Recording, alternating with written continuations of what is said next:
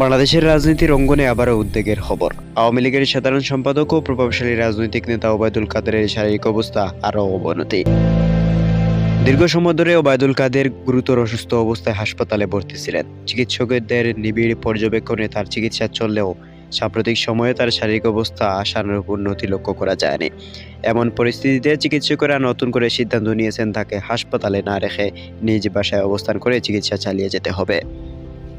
সেই অনুযায়ী ওবায়দুল কাদের বর্তমানে হাসপাতাল ছেড়ে নিজ বাসায় অবস্থান করছেন। চিকিৎসা সংশ্লিষ্ট সূত্রগুলো জানাচ্ছে তার বর্তমানে শারীরিক অবস্থা অত্যন্ত জটিল। বয়সজনিত জটিলতা, দীর্ঘদিনের অসুস্থতা এবং শরীরে বিভিন্ন অঙ্গের দুর্বলতার কারণে বেঁচে ফেরার সম্ভাবনা খুবই সীমিত বলে আশঙ্কা করছেন অনেকেই। এ কারণে ডাক্তাররা তাকে হাসপাতালে না রেখে কৃত্রিম চিকিৎসার পরিবর্তে নিজ ঘরে পরিচিত পরিবেশে চিকিৎসা নেওয়ার নির্দেশ দিয়েছেন। চিকিৎসকদের মতে এমন অবস্থায় মানসিক প্রশান্তি ও শারীরিক উপস্থিতি রোগীর জন্য গুরুত্বপূর্ণ হয়ে ওঠে। বর্তমানে পরিবারের সদস্য ও ঘনিষ্ঠজনের তত্ত্বাবধানে তার চিকিৎসা চলছে। তার চলাফেরা সীমিত এবং সার্বক্ষণিক চিকিৎসা সহায়তায় রাখা হয়েছে বলেও জানা যায়।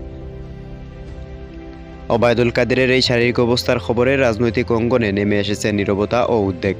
দীর্ঘদিন ধরে দেশের রাজনীতিতে যুক্ত থাকা এই নেতার এমন অবস্থায় অনেকেই উৎকণ্ঠ প্রকাশ করেছেন। এদিকে চিকিৎসা সংশ্লিষ্ট একাধিক সূত্রে মনে করছে ওবায়দুল কাদেরের এই গুরুতর শারীরিক অবস্থার পেছনে মানসিক চাপ একটি বড় কারণ হয়ে উঠতে পারে।